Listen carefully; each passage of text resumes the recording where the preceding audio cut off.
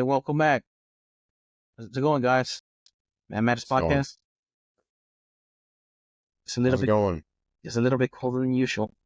It is a little colder in this room, actually. Yeah, yeah. Wash your pipes. They might buzz. Hey, I saw that it snowed in Alabama. They had 7 inches of snow yesterday. really? Yeah, Alabama? They Alabama. must be struggling. Yeah, Houston had snow. I heard that. And it makes you wonder how the insulation is in those houses. Right? Yeah. Who knows? I mean, it keeps the cool in the summer, right? So hopefully it keeps the cold out in the winter. Yeah, because I wonder if the cooling is like be able to circulate air, but with the air, when it comes to heat and cold, you're losing heat. Because you say it's easier to keep cool inside than it is to keep heating, because usually heat moves from hot to cold, right? Right. For example, thermos or a cooler is vacuum sealed, right? Yeah, I mean, yeah, you're probably right. You're probably right on that. I don't know. Yeah, I should know. I took a class on it back in Yeah. college. I remember I barely touching on it, but because about temperature wise, thermodynamics is called. Yeah. Because usually to hotter, because a lot of people say, no, close the door because you let the air out. But actually, no, it's the other way.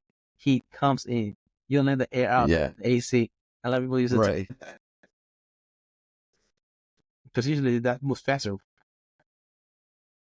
Because heat. What's that? Temperature wise, heat moves faster because of less energy compared to cold. Well, yeah. I mean, it kind of depends. I think part of the reason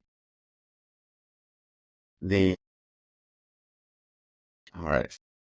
of the reason you have to put more energy into heating than you do into cooling is because of the temperature difference between the outside cold air and the inside warm air is greater. And so the greater the differential, the faster the heat transfer. So in the summertime, when you're only cooling to 68 and it's, 90 outside, you have, a 20-degree differential versus the winter when you're trying to heat to 70, but it's 30 outside. There's a 40 degree. Yeah.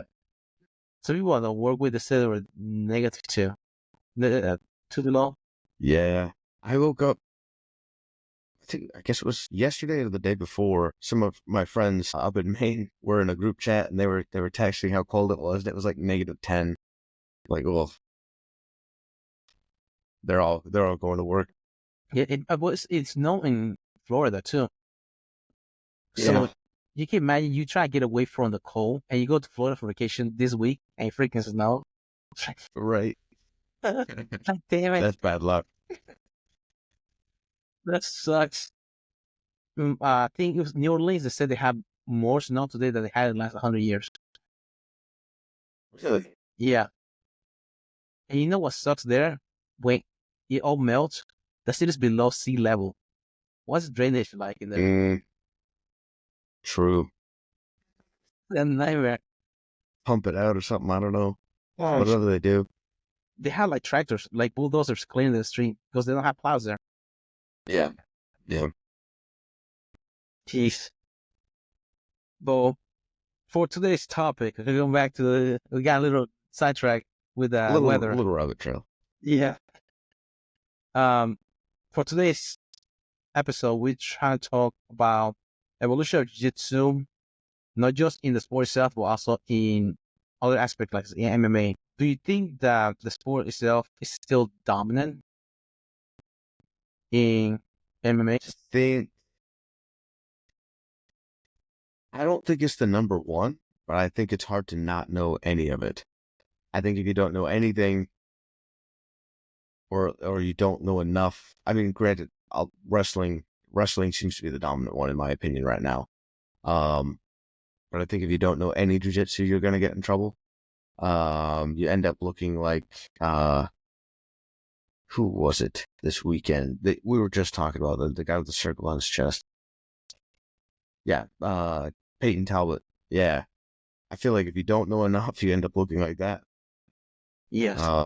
You look like a freaking mouse in a snake and just helpless. It's one of those things, I feel like even the guys that are known for their striking and are not known for any grappling still grapple a fair amount and know a fair amount about at least escaping. You know what I mean? Do you ever watch the fight between James Toney and Randy Couture back like in 2010 something? Not that I remember. So Randy Couture decided to do MMA. James Toney was heavyweight champion in boxing. And the UFC decided to sign James Toney for a fight with Randy Couture. So basically what Randy Couture did, just went for a low single. Don't have to worry about getting punched in the face. Took him down, wrapped him around, and just submitted him. Get the fuck out of James Toney from there. Hey, CM Punk, pro wrestler. That sounds very familiar. He came to the UFC. That was after Brock Lesnar left. They pulled him up. He decided to bring him in. They thought that it would be a good idea because they had a pro wrestler before, and they thought that bringing him in, he's a popular wrestler. I don't know. He had a fallout with the WWE at the time, and they signed him. But with the way they signed him, it took like a year or two. A year or two before he actually got a sign for a fight. I think it's Mickey Gall. That's the guy that went against. But he was training out of Doug Rivers. I don't know if you're familiar with that gym. Ben Askren, Showtime Pettis, Anthony Pettis, his brother, and Tyron Woodley. They train out of there. Doug Rivers is known for being a striking coach. But also they have guys that are pretty decent. It's Milwaukee. They have pretty decent jiu-jitsu. For example, Anthony Pettis, he submitted was it Benson Henderson with the armbar? He submitted Gilbert Melendez. I don't say it's triangle. I think it was a triangle or a guillotine. I think it was a guillotine. Gilbert Melendez is a Cesar Gracie black belt with the Diaz brothers, Jake Shields. That's they call it the scrap pack. So it's like no Punk. Like he submitted them. And also Anthony Pettis is known for being a striker. Remember that kick off the cage? Yeah. Yeah. So that's where he was training at. Whenever he came to the UFC, he just got ragdoll. Mickey Gall at the time, I think he was a pro belt. Yeah. So the way this happened. Yeah. CM Punk's UFC record 0-1. Dang. Yeah. And then I think he went against Michael Jackson. This is that guy's name. Really? Okay. Yeah, I think the guy's name was Michael Jackson. Oh, Mike Jackson. And then he lost against him too. But was that a no contest? That says he has one no contest and one loss. Yeah, probably that's why. But I don't know, how do they sanction something like that? Because I mean, the guy doesn't have any fights. I don't know. I guess they're just hoping that the fame and aren't a lot of pro wrestlers, like decent wrestlers, going in?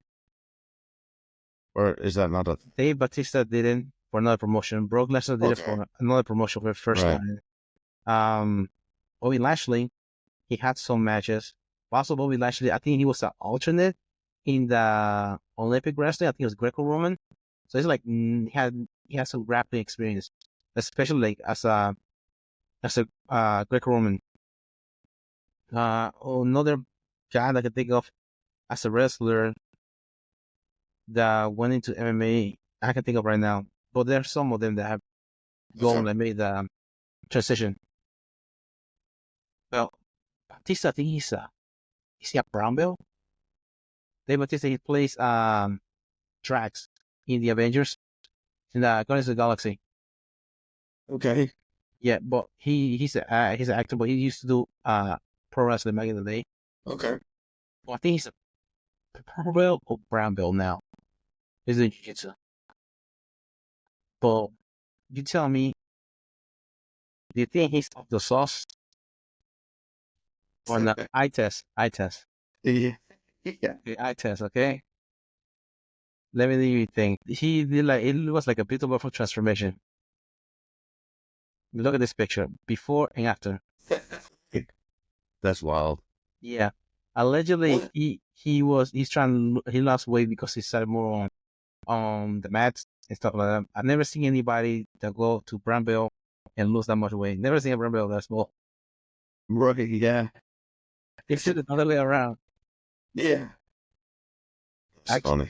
I've never seen a brown belt with pearl necklace. True. Yep. So That's the face.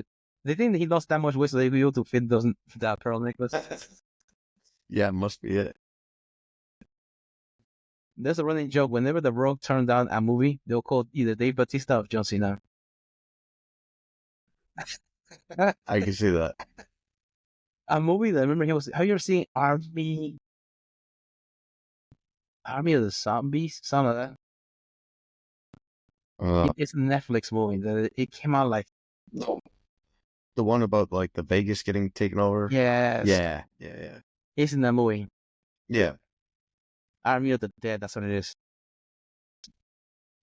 I don't know if you remember that. That at the beginning of the movie, they play one of my favorite songs. Is the cover of "The Gambler" by Kenny Rogers. You got going to hold. Yeah. A good song. Yeah, that one. I like the cover. Another song that will be a killer, no pun intended. Cover will be "House of the Rising Sun." Mm-hmm. I think it's Avenged Sevenfold. Oh, is it really? I mean, I've heard Five Finger Death Punch sing it, but yeah, that's what it is. Five Finger Death Punch. Okay. Hit that cover right there. Yeah. That'll be a good one for that one because the music video is actually like a bunch of bikers like Yeah. There's City. some crazy stuff on there. Yeah. Yeah, that would be a good one. It would. Yeah, go back to MMA and Jiu-Jitsu. Another thing that the evolution of Jiu-Jitsu, the thing about it, like, I want to talk about this too. The evolution of Jiu-Jitsu and MMA is because Jiu-Jitsu has evolved since the beginning of always Gracie time. One point that I wanted to also bring up was Kron Gracie last match. And Jiu-Jitsu doesn't look like he has evolved. Remember when he against Gary Tonin? He like that when he won ADCC like 10 years ago. He was this killer, but when he went to MMA, his jiu-jitsu doesn't like that good. Like beat up. He's getting like beat up in MMA itself. Like it's not like there's a difference between losing and being dominated. For example, you lose a couple of matches and they're like, for example, like split decisions. You're like right there, could go either way. Right. Yeah. But if you're getting dominated consistently, because basically of just being a one-dimensional fighter, like you had to do something different. Otherwise, you just keep doing the same thing. Yeah. People can have your number. Yeah. Remember who was it that won I think Eddie Bravo was talking about whenever he went against Gary Tonin. I think Gary Tonin was a walk-on for that. Somebody got hurt or something like that, and they got in Gary Tonin. He wasn't known back then. So that's when he left. Yeah. He didn't know him as the lion killer that he was.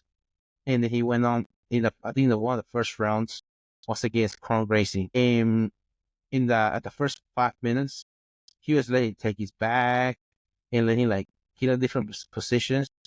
And then he found out that actually, when the points started coming on, he started scoring on Kron Gracie because he was just wear him out. Because dang. Gary Tonin, he's comfortable in bad positions. Right. Yeah. He just learned the first 5 minutes, fuck it. So after that, he was getting he had a good position scoring on him.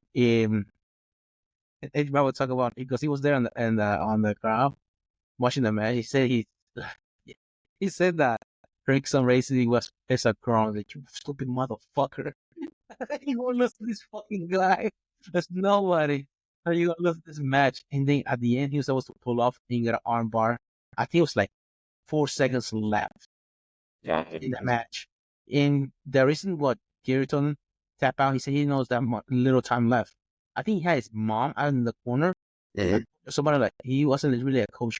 If you would known it was that little time, he would on tap, he would have won the match. Right. Dang. It's wild.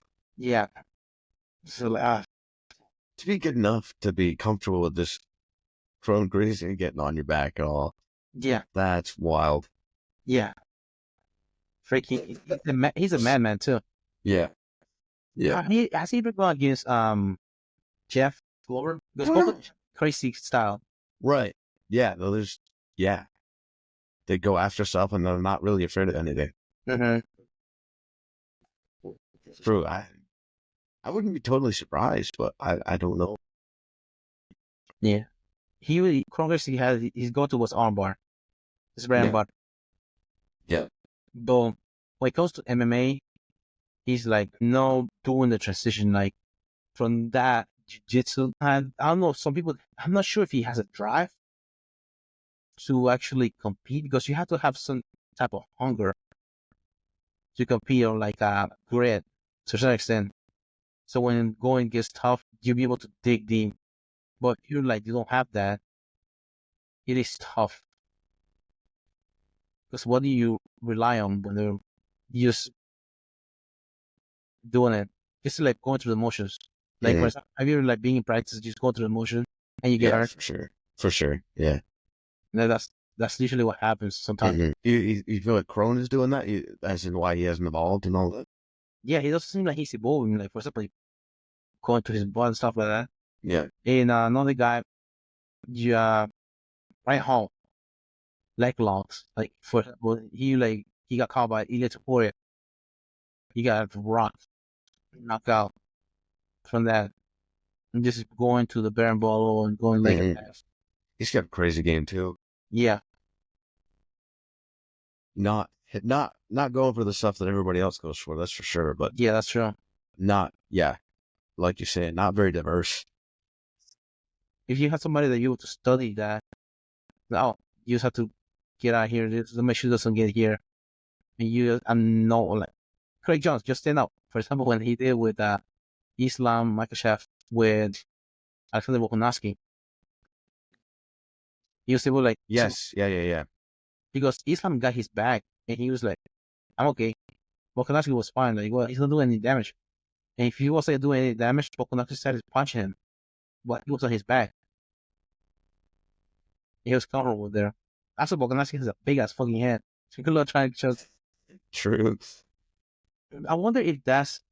Have you noticed people that have lost a lot of weight? Because he was like 215 when he used to play rugby, but he fights at 145, and it seems like people that have lost a lot of weight.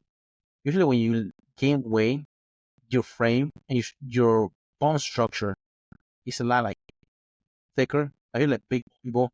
So whenever you lose weight, your bone is still the same. So you have like people that have lose a lot of weight. They have the big head, like Al Rocker. You see them? Yeah. Huh. I hadn't really thought about that before, but because usually you lose bone density when you get older. But for something like your skull, it's hard for you to lose bone density in your head. It's funny. No, I hadn't really given that much thought. Because usually when you lift weights, you get more stronger bones. The heavy weight that you carry is actually your own weight. Huh. Yeah, your body remembers that for a while. Huh? Yeah. That's why they do lunges. Like, why do you do lunges? Where you actually every step you make is a freaking lunge. Yeah, true.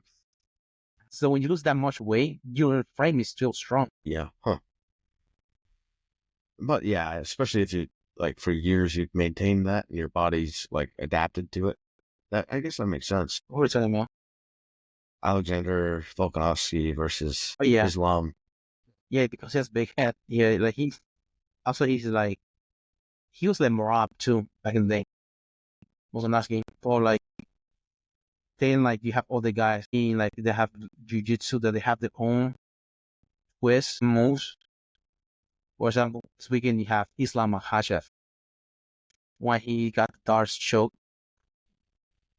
And the way he finishes doesn't squeeze. Usually regular you squeeze with your biceps. He just like catches it and he just pulls back with the lat to squeeze. Because you think about it, the muscles on your lat is a lot bigger than. Yeah. I wonder. Yeah, I'm curious to try that. I'm sure it would feel good. I'm really curious to see how that would play out. Mm-hmm.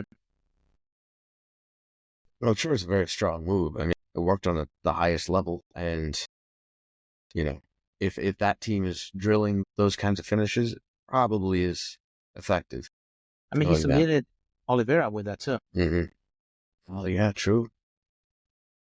Yeah.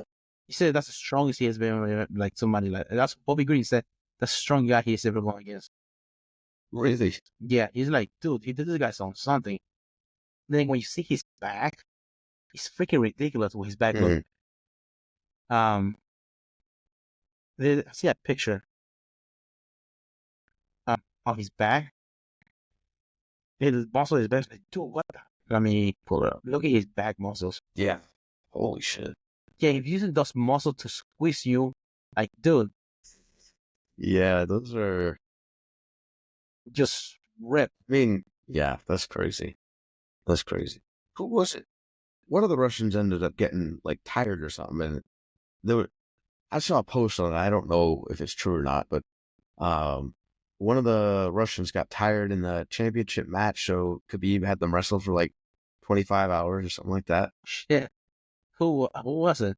I wish I could remember the post. Was that recently or was it? I thought it was recent. Yeah.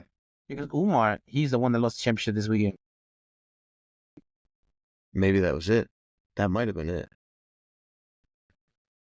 You might have to have a fight, and then you lose it, and then you come back the next day you had 25 rounds. You want to get tired?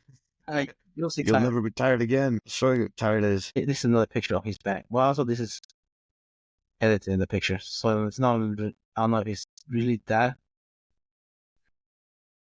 But look at his back. Where he got against Dover, he lost that hitting arm, and then the darts on this one. But look at his back. Gosh. Have you seen their training? How they train? Like they train like you were talking about. Your coaches to have you do circuits. Yeah. I haven't seen them do it, but that's what they do. Yeah, whenever the Demetrius Johnson episode, that's what they're doing. Somebody was here eating the bag, another person was wrestling with somebody, another against the wall, and that's what they're doing. And whenever the dad, his name is Nurmagomedov, Khabib's dad, since they were young, he had to do him just running and doing like prison workouts outside, doing pull-ups and just for time. So we're going to do 60 minutes of 60 minutes. Each minute is a station, and you're just going to be freaking working the whole minute. Every minute that you're in there. Suffering. That's crazy. I mean, that's how you get the grit, but my God. You get your money's worth at the gym. Yeah, that's true. But that's what I've seen what their training is like. And then, like, you tire, like, I don't know if you heard Khabib talk about it. You tire, you're not feel like working out and things like that. Nobody cares. You don't want to do this anymore. You can go back next time. Go have your mom cook you a nice home cooked meal. Yeah, that's right. You'll be really comfortable. Winning is not comfortable. Right, yeah. I mean, that's the thing. I mean, develops grit. I'm sure it develops a lot of confidence because you know you've been working hard. But yeah. Yeah, I mean, really, I feel like that would almost develop something in itself is that you know you've worked that hard and you don't want that work to be for nothing. So probably, flips a switch there too. Yeah, and like I've seen something in common with this camp is that everybody that goes in that camp, they say, dude, they are doing something because they're that good. Because too, they have like people that are really good. They brought in world champions in different sport, like I don't know, judo, boxing, and like all the like they brought in there for the camp. They have Demetrius Johnson. You heard what he said about the camp, like, dude, this guy's a freaky next level. Whenever you hang with them and stuff like that. Bilal Muhammad, you heard where he was going against Khabib only because he started training with them. He said that when he was rolling with Khabib holding him down, and Khabib was ordering his coffee as he was holding him down. Yeah. Fighting for my life here. You ordering coffee over there?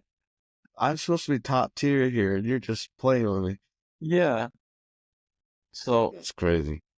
Maybe that's off topic, but do you think because Makhachev, I think Belal Muhammad, they have the same manager, Aziz Abdelaziz? Do you think that he will jump up to 170 in fight Bilal Muhammad? I don't know. Because if I was the manager and it's about the money, it's going to be more money for me. I Yeah. don't think the manager will care much about it.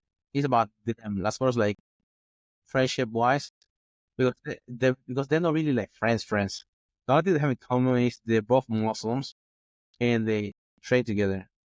Because even though Bilal Muhammad, I think he's Palestinian, but he was born and raised in Chicago.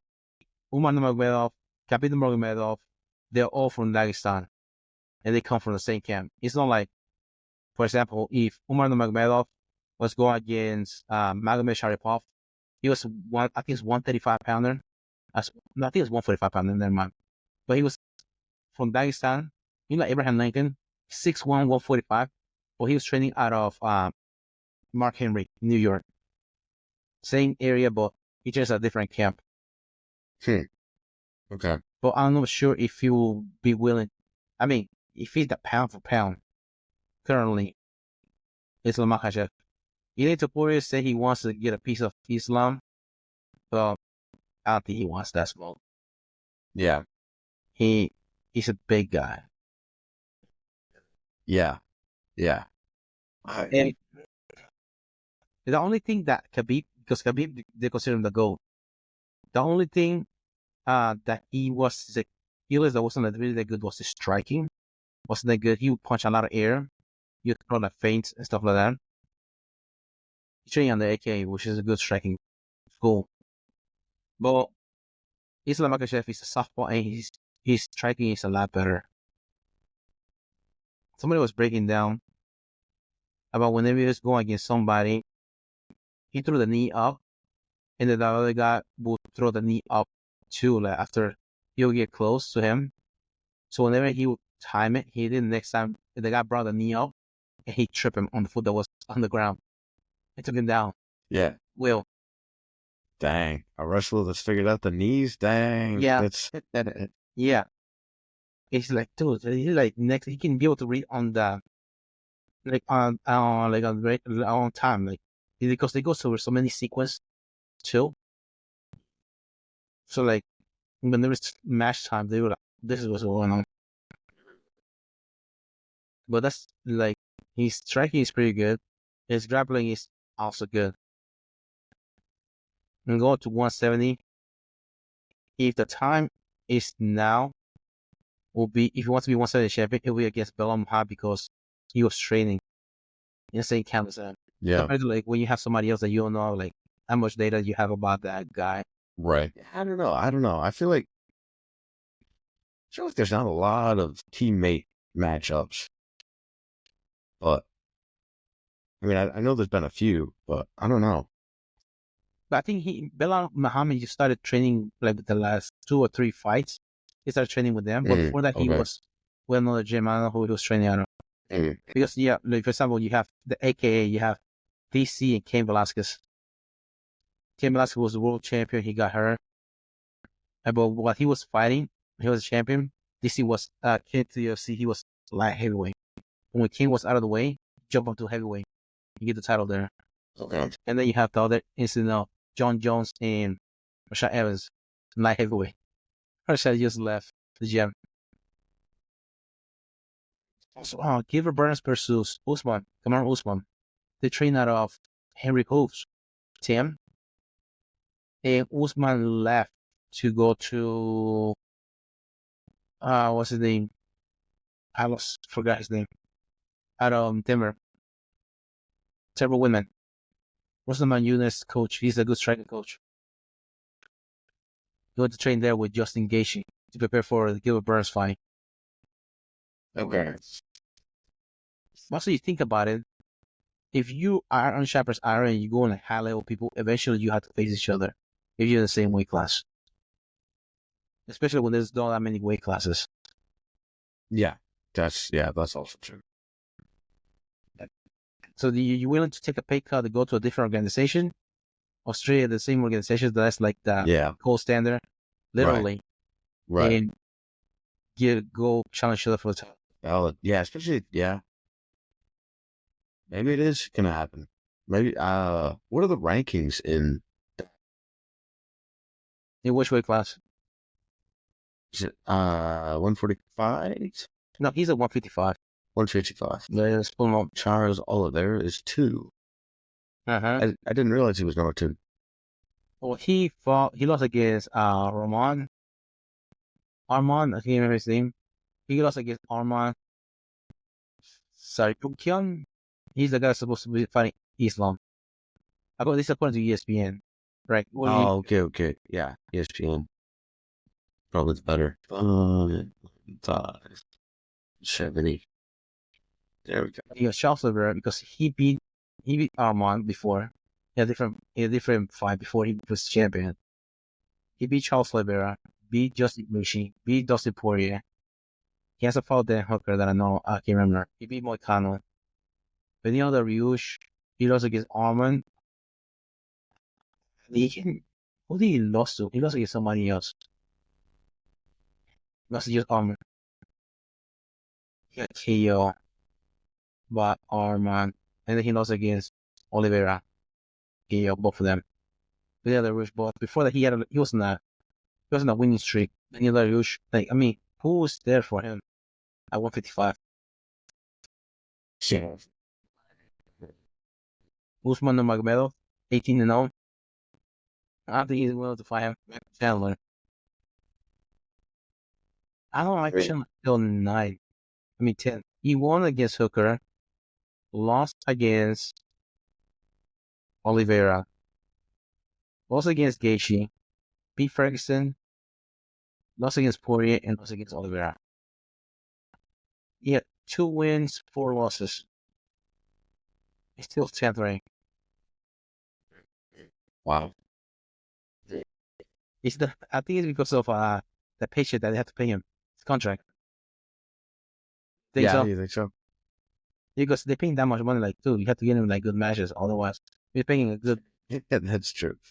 Yeah. Because he had 2 championship fights. Michael Chandler, he got Oliveira. And no, he wasn't in the championship. I was going to say, was he in the BMF title? But no, he wasn't. Yeah, there is nobody. Yeah, no weight class. And how strong is 170? Belal Muhammad is a champion. Lee Edwards was a champion for a long time. So he took a long layoff. This is the boogeyman of that weight class. Shavkat Rakhmonov. Yeah. Out of Kultur's Nation of Kazakhstan. And look what his fight style is. He's the interim champion currently. He beat Ian Machado Gary. Beat Wonderboy Thompson, submission. Geoff Neal, submission. Neil Magny, submission. Harris, KO. He's the boogeyman. The weight class. 2020 beat Cabo Oliveira. Mikel Caceres, submission. Look at that. He only got 1 decision against Ian Gary. And that was the last minute adjustment. Because Belal Muhammad was supposed to fight that for the title. His nickname is the Nomad. The Nomad? Yeah. I think that was Borat. Because of that. But yeah, that's the only nightmare that I see in that division for Islam. I don't know who this is. Madalena, Sean Brady, another Joaquin Buckley. He used to fight 185 and one of those in-betweeners. One that he's fighting 170. King Buckley. Oh, okay. It's a gnarly spinning kick. He threw a kick, that person caught his foot and he did a spinning kick right to the face. Okay, yeah. Yeah, 4 fights last year. March, May, October, and December. And only one. You never. Wow. He's pumping it out. Yeah. KO Vicente Luque. Decision against Rusibov. Then KO Wonderboy Thompson. KO Cody Covington. I guess welterweight is weight class. But before, I think when he was 185, 170, he said that he didn't have a training camp. That's him right there. He started now taking it serious, having a training camp. Some people just got it. Murcielago MMA. What's that? What does that mean? The new Mansa? What's his nickname? I have no idea. Uh, Interesting. Okay, it means king or ruler Okay. in the Badinka and Maninka languages of Africa, West Africa. Okay. So like tribe leader, sort of thing? Yeah, king or ruler. Yeah. Yeah, like it is wide open for him. If he wants to jump up there, hmm well, he has to go to Shafka Romanov. Yeah, that would be a fun watch. What do you think about Sambo? To be honest, I feel like it's just a combination of jiu-jitsu, judo, and wrestling, Mm-hmm. It- and they're all effective. So I think it is effective. I don't know where it technically originated from, or who created it, but I feel like there's just so many similarities between jiu-jitsu, wrestling, judo. It's kind of like all of them at once. Yeah, let's look it up. According to Wikipedia, it is recognized as style of amateur wrestling. So I guess like a full style wrestling in a certain region, governed by the UWW, is in the World Wrestling Championship, along with Greco-Roman wrestling and freestyle wrestling. It's practiced worldwide. It's a Soviet origin, I guess, from Soviet Union. Because you see a lot of like those Eastern Bloc countries, they practice that. Yeah. Belarus, it originated in the Russian SFSR of the Soviet Union during the 1920s. It's an acronym of Samosashita Bez Orusija, the Russian, which literally translates to self-defense without weapons. It says a combat sport developed to use by the Soviet Red Army in the early 90s to improve their hand-to-hand combat abilities. But that makes sense. That's why they wear the gi. So that way, because wear the uniform. But also, so it is a difference between some of them they do striking headgear, they wear headgear and gloves, and some of them just straight up grappling. Yeah, I don't know. I don't know what the difference there is. Ah, there it is. That's the difference. Sport Sambo and combat Sambo. So sport Sambo or Sambo wrestling is stylistically similar to pre-World War One catch wrestling and judo, in a lot of ways influenced by them in rules and protocols. The competition uniform called Korka mimic clothing that was used wrestling tournaments popular amongst peasantry of Caucasus region in the Soviet Union, with a few added elements from judo wrestling outfits prevalent at the time. The competition colors red and blue. There's usually wrestling as well. Shoes and circular ring have direct lineages from international popular style of catch wrestling. They also allow various types of leg locks while not allowing shock holds, akin to rule sets that were widely used in pre-World War One catch wrestling tournaments. So similar to its parent style, it also places emphasis on throwing, ground control, riding, hitting, and escapes as well as submission, with very few restrictions on gripping and holding. So that's sports. The combat symbol is developed military combat symbol resembles modern mixed martial arts, including forms of striking and wrestling. And there may be a combative, like in the military, they have like combative classes. These doesn't remind me of combat symbol. There are a lot of regular punches and kicks, elbows and knees, as well as soccer kicks, headbutts, and groin strikes, in addition to throw, holds, chokes, and locks, except for standing or flying wrist bar. I don't know whether that'd be how do you do a flying wrist bar on somebody's wrist? Do you just know that? Take it what? I've never seen a flying wrist bar. Uh, but it may be something like maybe like a misinterpretation, like lost translation, probably like an arm bar, Probably, yeah. because you hold the wrist. Well, so I can just flick my wrist, just go. I put my body into this wrist lock.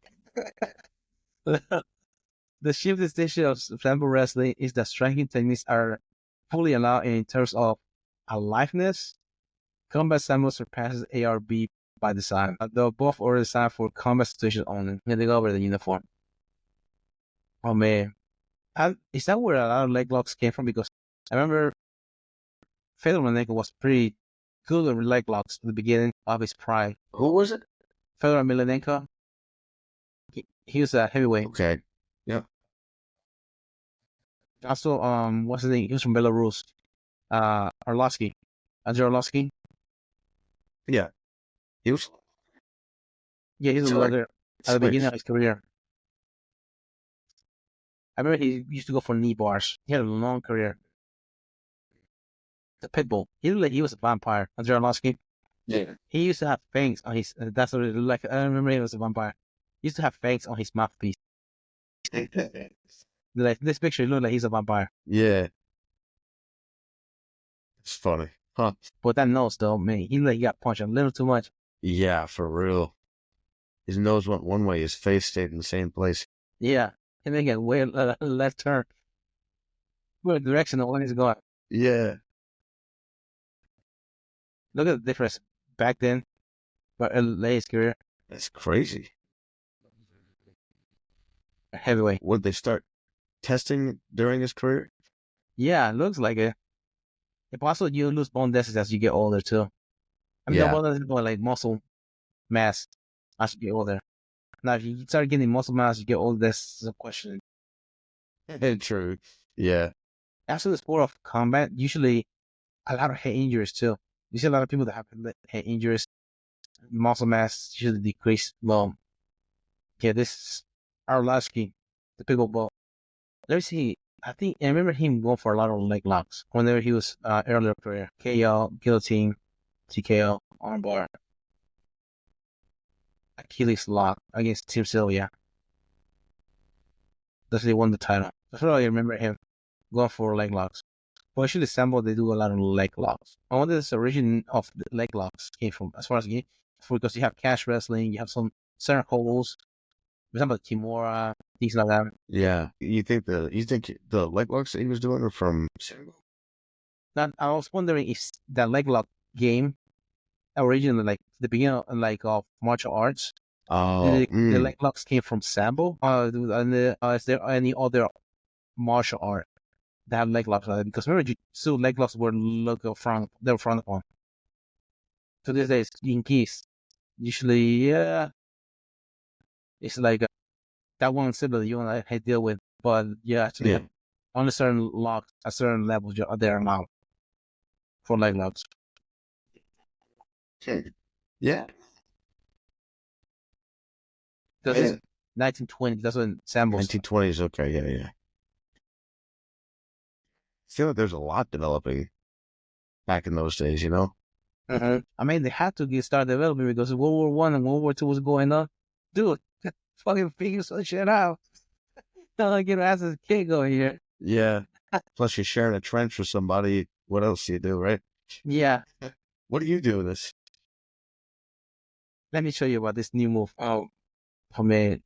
Yeah, like the evolution of like sport, like, and also that's when then they have different things going on that they're individually created as far as like martial arts. You have Sambo, you have Jiu-Jitsu, Japanese Jiu-Jitsu, you have, of course, the other martial arts, boxing, Muay Thai. Then 93 happened, MMA started, and you have they combined.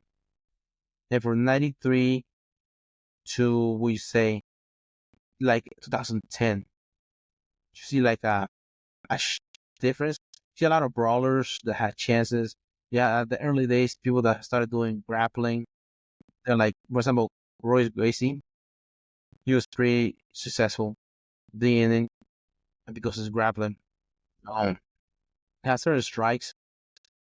But then you have a lot of people like that striking part. But then you have all the guys that were like, well, Frank Chambra and Ken Charo, they were like the Lions Den guys. But then you have like the first guy. They said the first guy that actually did like a hybrid training that was like implement all MMA was GSP. He will put super camps to get ready for fights. Really? Yeah, because he's out of Farasahabi TriStar in Canada. He used to come down and train at Greg Jackson's in Albuquerque, New Mexico. Yeah, Albuquerque, New Mexico. And then he had Denver, Jim, and had different locations. So they had different people from different places. Diego Sanchez, Clay Guida, Keith Jardine, Nate Marquardt, all those guys, they were in the same team. Rashad Evans were in that team. So you have to put them all of them together. And that's Nate Marquardt was a good striker. You had different wrestlers in there. And then like you see the difference of like because GSP was more like he's like a karate guy when first started. And they was implemented like his wrestling was unstoppable once he got a hold of it. Right. So interesting. So did he travel around to all those different places? For some reason, I was thinking he was mainly in Canada and then New York. But maybe that's just because I only pay more attention to the jiu-jitsu side of things. Well, yes, because you have to think about for the jiu-jitsu, he went Danaher. Right. Just remember, Faraz Sahabi is a black belt under John Danaher, a Jesus gym. So that's why probably he went there training a lot. Yeah. He will, like Julia said, like GSP used to train. He would just go to this. He was like, dude, he was like he has the crazy camp that he will put together. Mm-hmm. He had like that. There was like because he had jiu-jitsu. He had that Muay Thai guy as well. They got high level. He put them together for his camp. Yeah. I mean, that yeah. Huh. That's interesting. I didn't realize he had that many different coaches. I mean, it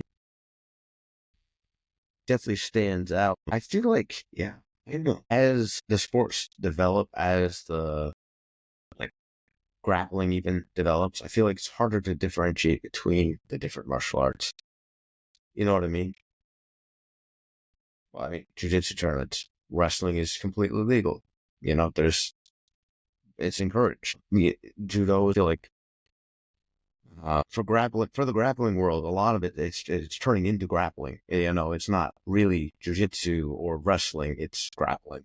I feel like wrestling still has its very, you know, it has its very specific rules, and you know, you can't do the jiu-jitsu, but I feel like there definitely is a merging, and maybe because jiu-jitsu is not as developed to start out,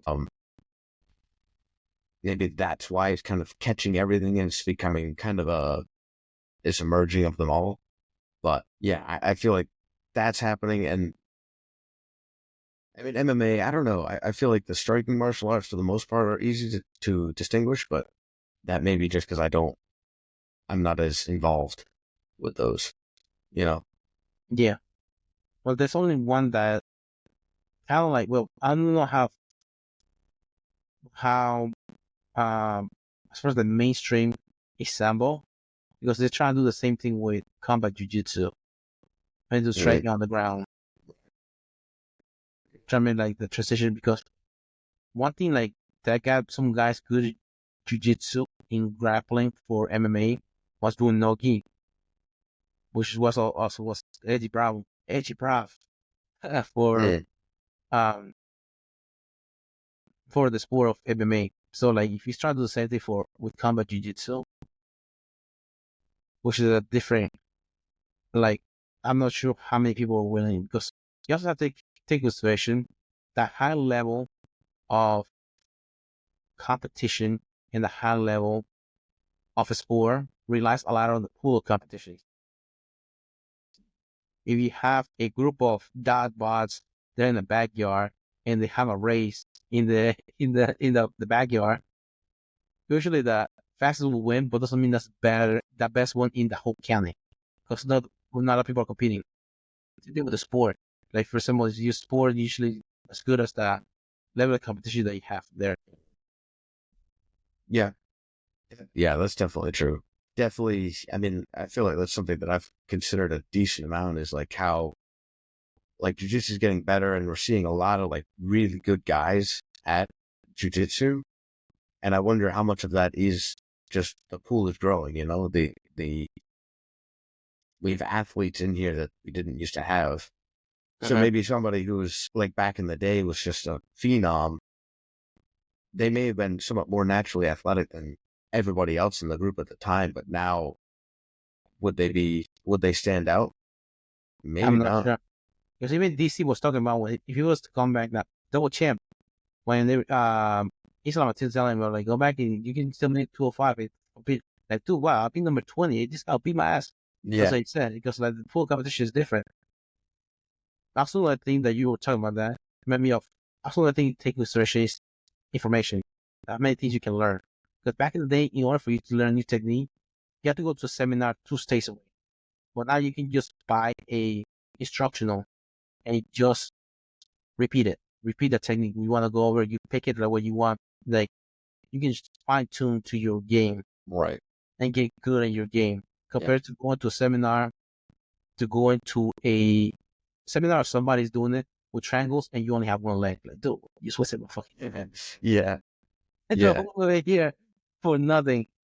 So now you can just fine tune your game to what you want, and also just you can actually just replay that seminar at your own home too. Yeah. I mean, and you can go on YouTube and find 30 different variations of the same move. It's not Correct. even the exact same thing. You can see, oh, you can also do it from here. Or, yeah. No, that's And what goes for what too? As far as puzzle, the triangle, you go K guard, go arm bar, you all of those just put it together on your own. yeah. Yeah, it's definitely, it's crazy to see how things are pushed. Mm-hmm. You got BJJ fanatics, which I don't even know. I don't know if that was a thing. It certainly wasn't as big, but I don't know if it was a thing when I first started. Uh, I don't know how long I it's don't been think so. around, But but like back in the day, there used to be this guy that he had like a instruction. You have to pay like a monthly fee. It's like a game, and they'll send you a PDF files on how many reps you have to do and things like that. But nothing like BJJ fanatics. They'll just break down technique. It was like different like positions and things like that. That you have to pay like a monthly fee. That I can remember, but not like unless like VHS tapes back or DVDs they used to have. Because I remember even 4 years ago, I remember Juji Juji.com. This is Bush's Faraz Sahabi. When he does his instructional, you had an option to do a download.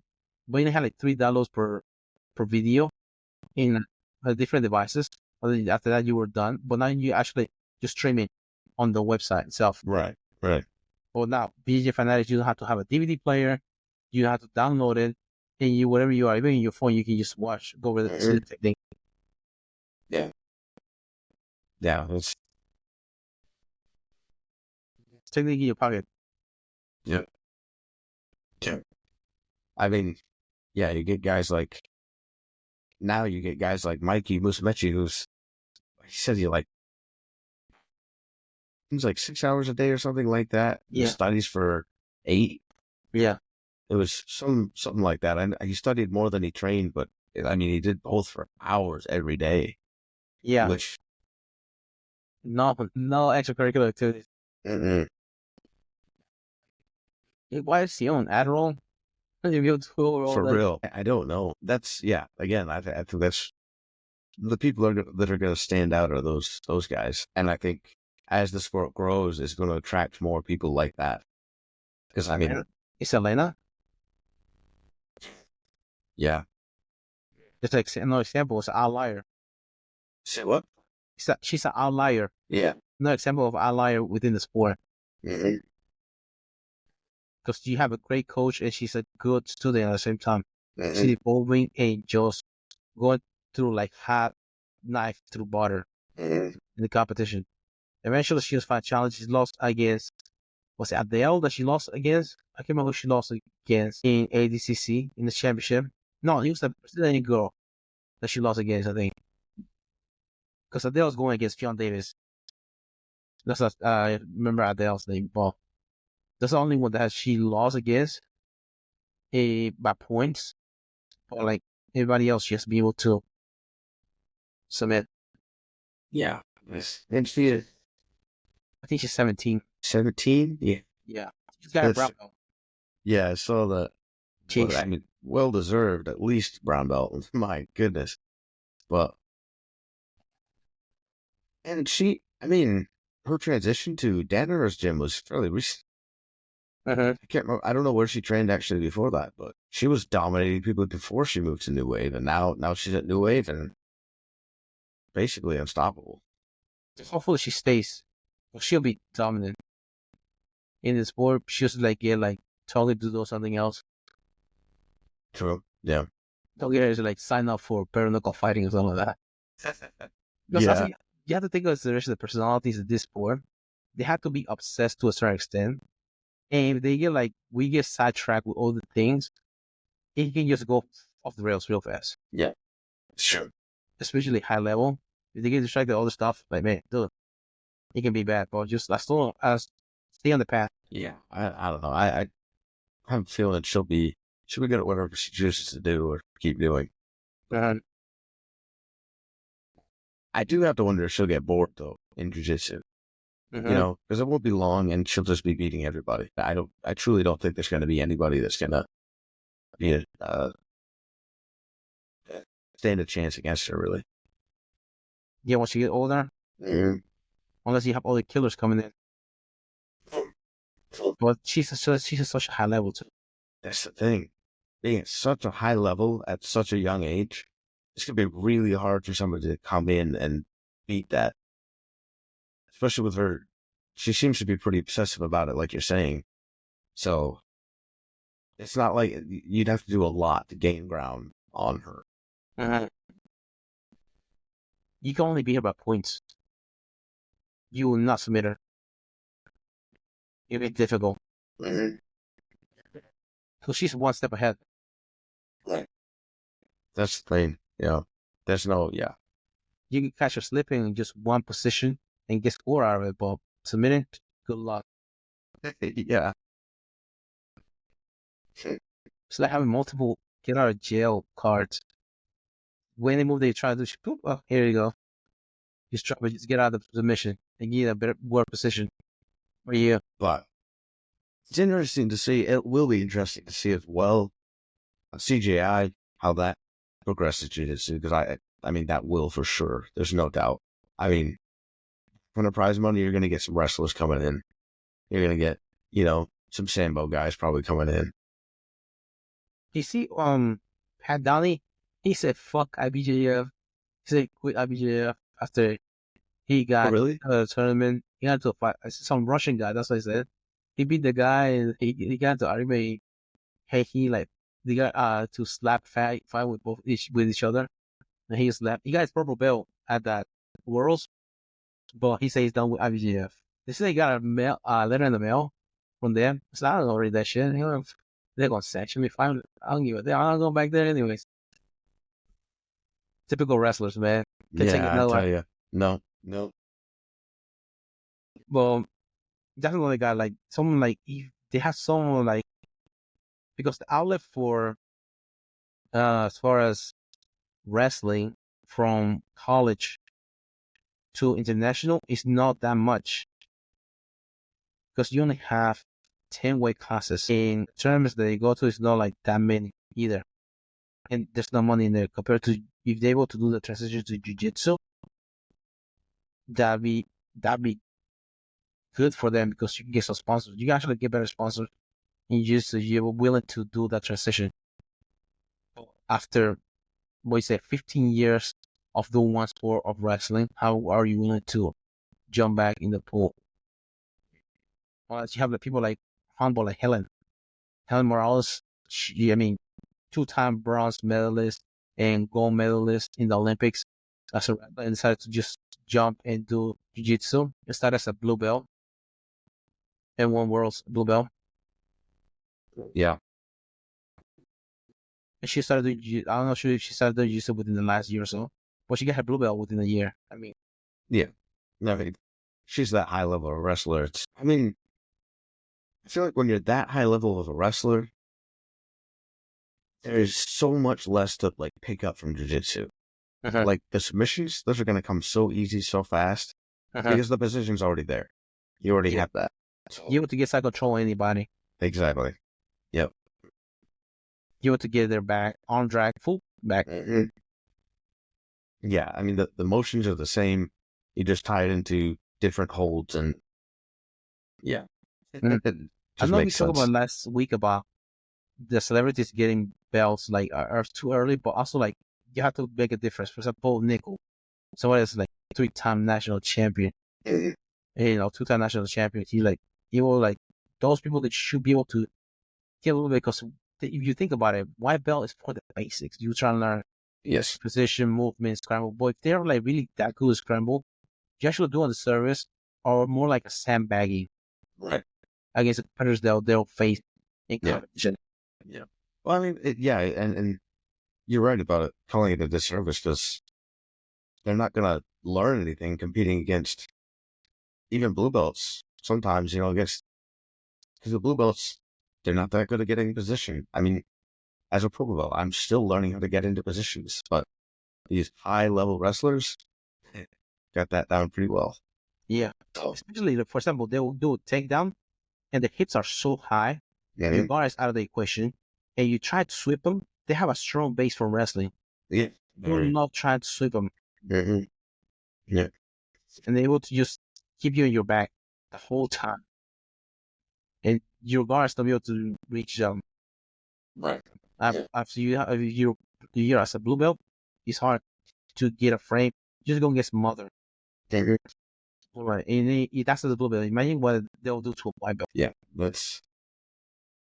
It's not I fair. mean, yeah, somebody who's just starting Yeah. and only trains with their coach and gets their blue belt, like okay, that's questionable. But to me, somebody who's been grappling in Yeah. general, it's Like, for example, like there's no way they should be competing. Somebody is grappling like within the last 2 years against somebody that have been doing wrestling for 15 years, 20 years. yep, Like it's not the same. The grappling is different. not at all. Yeah, You're just gonna be snapped down into the mat. Friends gonna be on the mat. yeah. They don't know what hit them. Mm-hmm. Guard was that? I never saw it. Yeah. Like if you have a wrestler, they be able to like get the back and teach you how to rear naked choke too. It's gonna be tough. Nicky Rod, example. Mhm. He's like he's the real naked choke. Lately he's just Yep. He he dominate IBJJF very soon in. Like it was a few months of training with Denhar, I think. ADCC. Yeah. Was it really? Yeah, he went into the finals in ADCC. Okay. Okay. He went against Cuban Missile Christ. Was the guy name? He passed away recently. Remember. He fought Sean Strickland in the in training. What? He used to train with Strickland, but he did a shoulder lock. Now almost like jacked up Strickland's shoulder. Right. Okay. I do remember that. He was the one. He beat him in ADCC. He passed away recently. I can't remember his name now. ADCC already had a lot of wrestlers coming in that didn't train jiu-jitsu too, correct? Because I mean, ADCC is more of it's a grappling tournament. Yeah. Who's this Russian guy that he went against too? Orlando Sanchez, that's his name. Yeah, he was 2019 ADCC. He went against Muhammad Ali. He went Orlando Sanchez beat him and beat Cyborg. Right. Yeah, he beat them. 2019 ADCC. Cyber Juice too. No, but yeah. Huh. That's crazy. And he lost against Kenan Duarte by points. He beat 5-2 Tyler King. Beat Walker Maiden 5-1 108. Polaris Ashley Amos. Quentin Rosenwick. Substars. Nicky Rod Challenge. And Jits King in Tampa. In 2019, he took silver. 2019. He won the North American Trials 2019. Okay. They started with Danaher in 2018. Was it that long ago? Well, Yeah. No, I'm just wondering when he started with him. Because IBJJF was 2018. Nogi World. He won gold there. Blue belt. And he went Nogi ADCC as a blue belt. He made it to the finals. no, he lost to Kron Duarte twice. Okay. The same year, within a month. Yeah. 2019, and then September, October. The second one was heel hook. You don't think he'll train with somebody heel hook? Right. Yeah, I know. Decision. So many decision losses. I mean, that's about all it is. Heel hook versus Gordon Ryan. He's supposed to be the next guy, heavyweight. I mean, he beat everybody. Really good show. CJI. Right. Yeah. Yeah. He was moving through. Same thing every time, and nobody could stop it. One of the streets says that he was just submitting everybody that fastly be able to watch Gordon Ryan's match at ADCC to get them out of the way. Yeah. So was his nemesis. He was using the Russian link. He wasn't using Flow Grappling link. Yeah. We'll see. I haven't heard anything more about the Gordon Ryan Nikki match. Yeah. I don't think he will go to CGI. Do you think? I don't think so. No. Why would we want to bring views to CGI? Right. Yeah. He's that guy. Yeah. I don't think he wants to smoke, to be honest with you.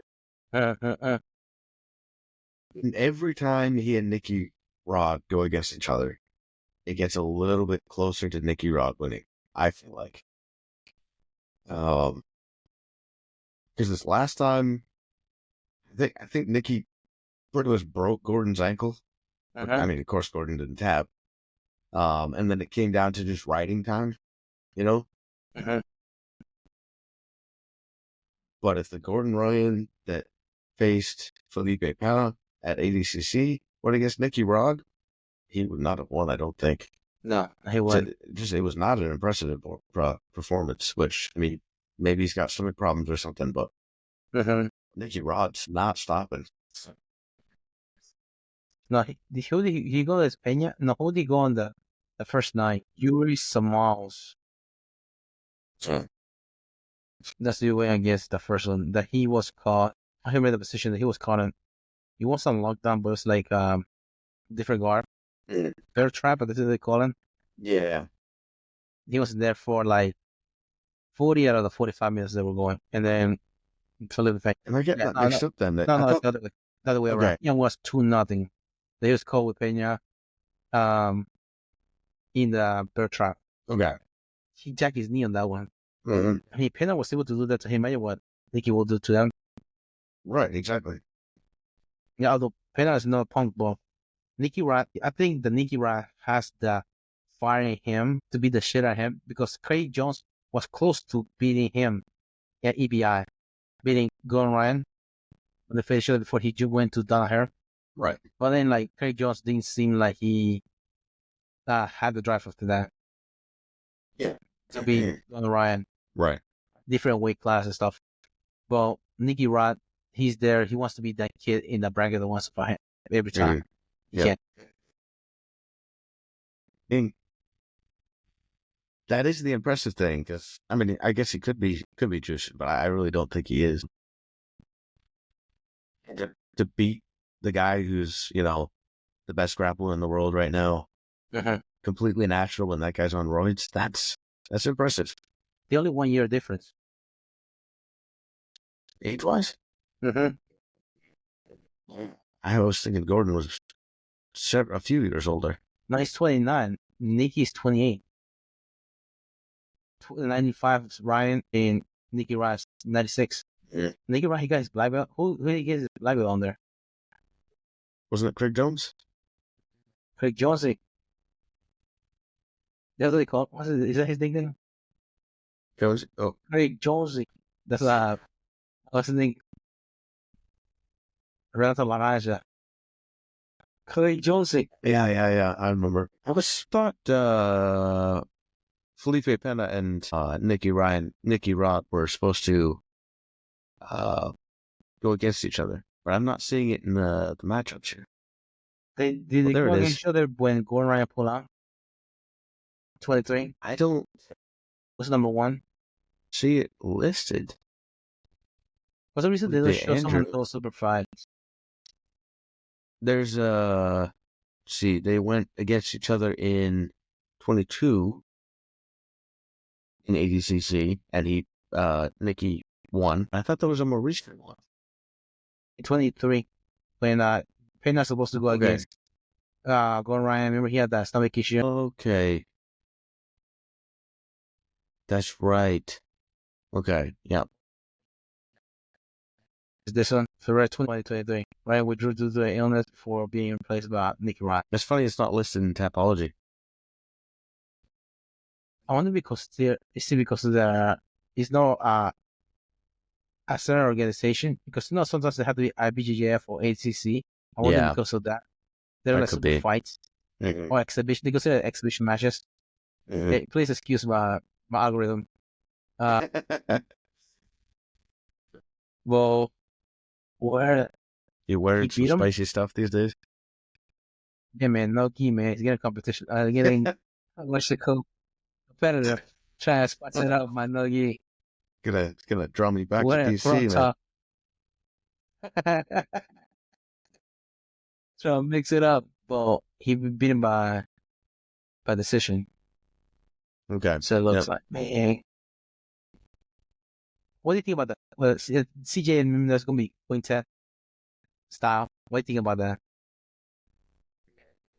CGI is going to be. Yeah, remember they were doing teams. I didn't. Yeah, No, I didn't remember.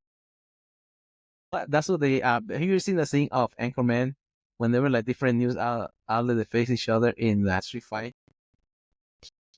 That's what they made it like that. Yeah. They made it like that, so they had a B team, New Wave, like different things, and Planet facing each other. That's like because it's gonna be CGI 2 is gonna be teams. That's cool. That's gonna be really cool. There's been some really good events that are quintets. I didn't realize that. I don't know if I. Yeah. Huh. Is it? I don't know. No, never mind. I might be getting it wrong. I wonder if it's gonna be quintet or is it gonna be teams that you like to go be individuals? Yeah. It's like, do you see that all the time? And that, but if it's quintet, man, that would be awesome. That would be. Because we think they like doing competing. What's it? They like competing quintet, the BT both. You see the both. Yeah. That would be. Damn. Wonder how they. That would be cool. Wonder if they do female brackets for that as well, like a all female team, or how they would do that. I'm not sure. I guess they have their own. They did last time. They had their own super fight. I mean, that makes sense. Yeah. Because I think they still have the super fights. Yeah. Because it'll make sense. It has, well, I don't know how they'll win though. The super fights they have, because the biggest incentive is the $1 million in the bracket.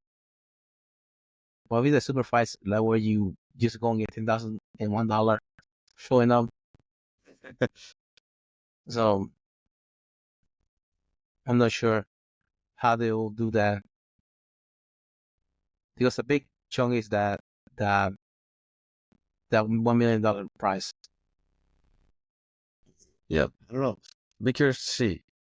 Did they say when it is? No, not yet. No, they did say that it is not going to interfere with one, correct? Was that the one? I'm not sure.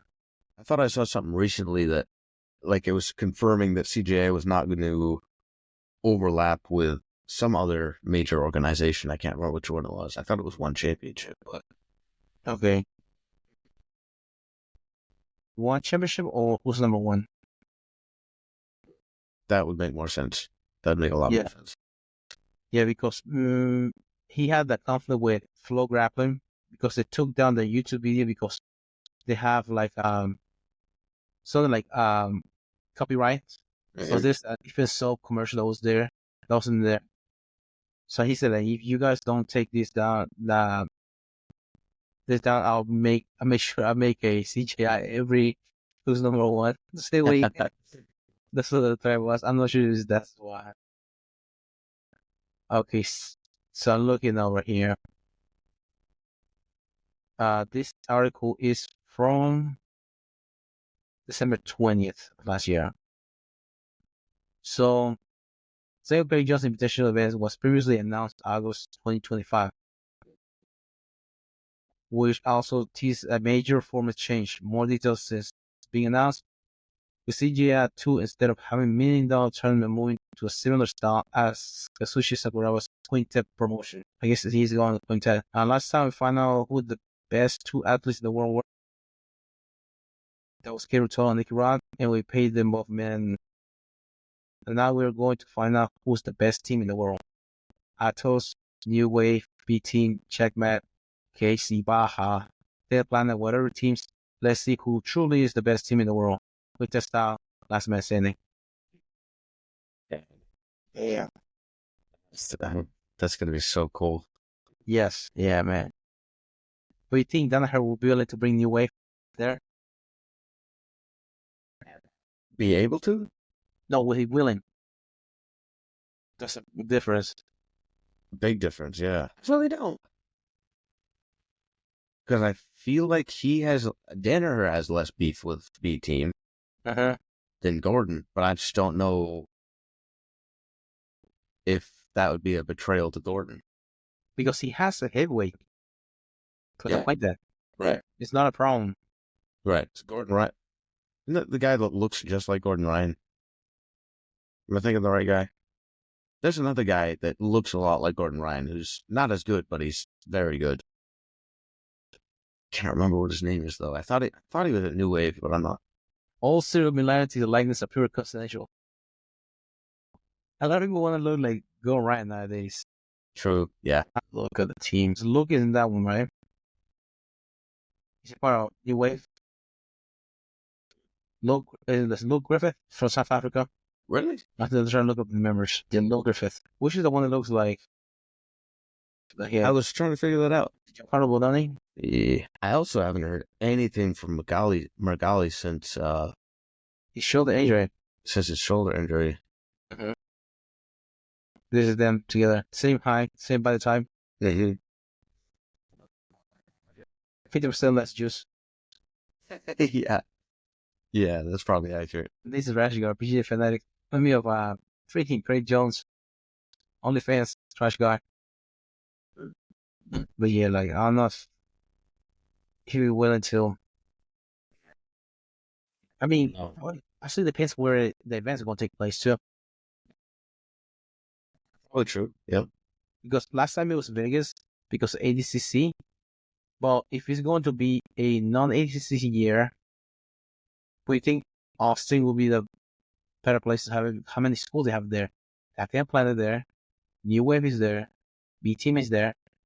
Is there Atos team there? There's probably Atos offshoots. But I mean, it's close to California. It's not that far. Yeah. There's San Diego. That's where Atos headquarters is. Yes, I think so. So, I mean, Austin will be they have the auditorium there that they can. I'm not sure they can have the platform, the ramp. True. Yeah, I mean, I hope New Wave is there because I mean, they're competitors. They could really bring some good jiu-jitsu to the table, but yeah, I don't know if they'll. I really don't know. I haven't heard much. I mean, they don't have any previous arrangement. There's no ADCC. There's no who's number one going on. I'm sure they got some members who would love to win that kind of money. Oh yeah. So I mean, I don't know, Gordon, you make a lot of shit out of money by doing your endeavors and all that stuff, but dude, I don't. become the part of the team. Yeah, I need this chunk of money, man. Yeah. Let's see. What are the views right now of Craig Jones right now, Invitational? Yeah. Consideration that do you think a like streaming or something like that, like a major promotion would be willing to stream it, because that's right now 2 million views for day Yeah, one. I'm sure they're willing to. I just don't know if they'd be willing to do it under the conditions that Craig Jones would lay down. Yeah, because that's just YouTube. The Twitter, yeah, Facebook. How many views are on those? Mm-hmm. I'm sure a lot, yeah. Now that I'm thinking about it, like, I wonder if New Wave does not do this, if that won't be detrimental to the people coming into that gym. Mm-hmm. You know what I mean? Like, people not be willing to go there and they'd be willing to go to B Team because, I mean, they're relatively close. Mm-hmm. And if New Wave is skipping out on the best paying jiu-jitsu competition that there is, that kind of, you know, a lot of these guys are trying to actually make a living off jiu-jitsu, so that kind of defeats the purpose. Unless they go to 10th Planet, because 10th Planet is there too. Yeah. So it's not like really a rival they have beef with the gym. Right. Oh, I see how Daisy Fresh. They moved. Where did they move to? I'm not sure, but also there's another team that we're willing to do quintet probably. It's true. Yep. That's true. I haven't heard much from them recently. They were doing pretty good in Worlds. One of the teams that was like top performers for Worlds. I thought they moved out of Chicago, or was it Chicago? Yeah, I think so. They were. So look up DC Fresh BJJ. Have one in LA. Had the one up in Smoke and website Elite Sport. Well, they kind of lost one their number one performer. Unfortunately, What's that? they kind of lost their number one performer, What's that? Andrew Wiltsey. Yes. He just went off the deep end. Yeah. He got meth in his pot, man. I don't know. Yeah, something. He got like, have you heard of I think it's Argo, the fungus on Riot, Ergo. No, I'm not sure what that is. Now we're going to side quest now, speaking of. Okay. Going off the rails. Ergo is a member of the group of a fungus that produces alcohol that causes ergotism in humans and other mammals who consume grains contaminated with this protein structure called ergo. So it effects on humans. So ergo it like make you hallucinate. So here you go. There's two types of ergotism. First, the characteristic by muscle spasm, fever, and hallucination. And the victims may appear dazed, be unable to speak, become manic, or have other forms of paralysis or tremors, and suffer hallucination and or distorted perception. This is caused by serotonergic stimulation on the central nervous system by some of the alkaloids. So, another one, the second type is the mark of violent burning, absent peripheral pulses and shooting pain in poorly vascularized distal organs such as fingers, toes. Kind of like freezing, kind of same effects. They said that have you remember that Blair Witch? Not the Blair Witch, but the Salem Witch trials. The Salem witch trials. Yeah. They said that this might be the reason why a lot of people were seeing people flying things like that. Because during that time, they had an early winter and they had the fungus on their ride. So whenever they harvested, a lot of people were consuming it and they were seeing like shit, hallucinating. And they were seeing like women were flying, things like that. And that's the Salem witch trials happened. No.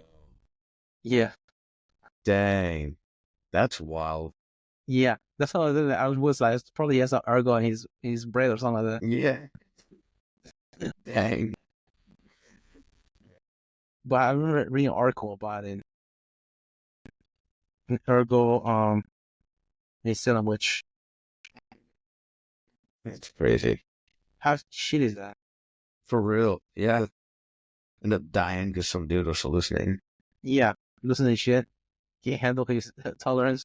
Can't handle his wheat.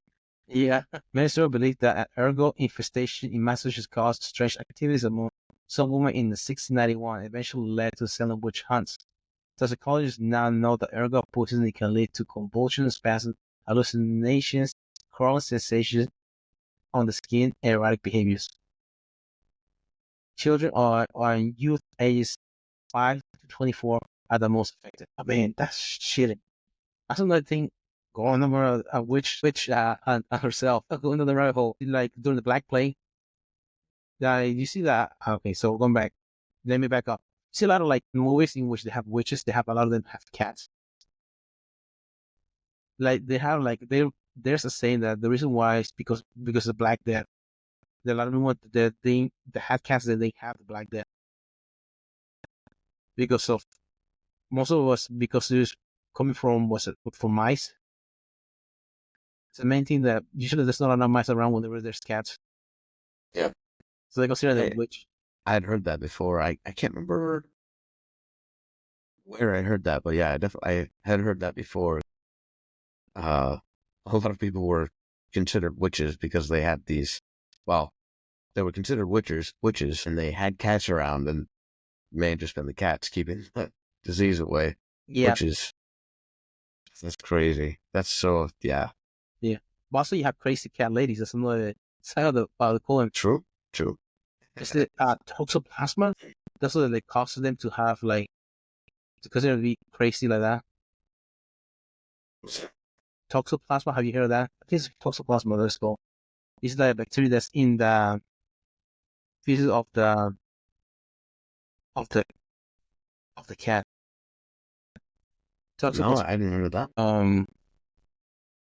So according to the Mayo Clinic, toxoplasmosis is an infection with a parasite called Toxoplasma gondii. People often get the infection from eating undercooked meat. You can also get it from contact with cat feces. The parasite can pass to a baby during pregnancy. Most people infected with the parasite do not have symptoms. Some people get the flu symptoms. Serious diseases most often affect infants and people with weakened immune system. Toxoplasmosis during the pregnancy may cause miscarriage and birth defects. Most infections don't need treatment. Drug treatment is used for people for more serious cases, pregnant people, newborns, people with weakened immune system as well. Okay. So, usually that is like a bacteria also that whenever like mice, they get addicted to it. So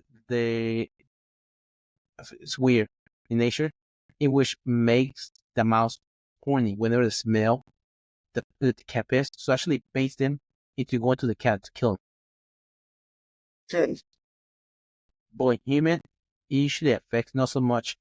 But for women, it's going like crazy calories. But I don't know if it's because of smell ammonia and all of that. But in men, they say there's a correlation that I'm no don't quote me on this, but it's like 10% of soccer players in South America, in Europe, and also have a correlation with men that have been in motorcycle accidents because they make like the testosterone level higher and they're more like compulsive behaviors due to this right here. Really? Because women are carrier, but they're not affected by it as much as male. Like for example, like high-headed men, like for those countries like down South America, because also you see a lot of feral cats. So those regions. Weird. I hadn't heard anything like that. But that's funny. Freaking Mother Nature, man. Just osmosis in men. Weird. Yeah, So it's possible that men can increase level of testosterone, have greater chances of tuberculosis infection. Wow. Yeah.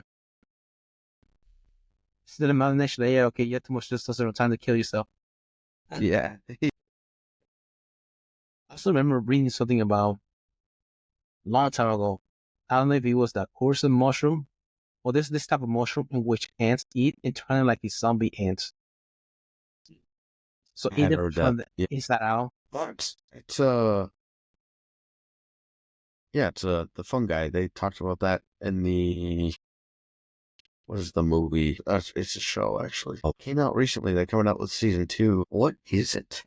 What is it on? HBO, I think. Fungi. Of your cordyceps. The Last of Us. That's the one. They talk about it in that because that's how the movie plays off. Is this fungus that actually is able to take over insects like ants.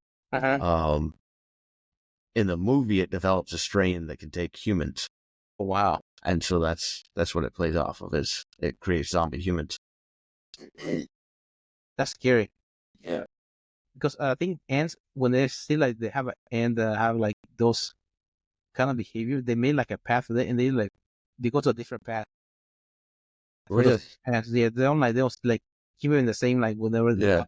they don't go to the colonies. So they have like different paths for those couple like zombie ants. Hey.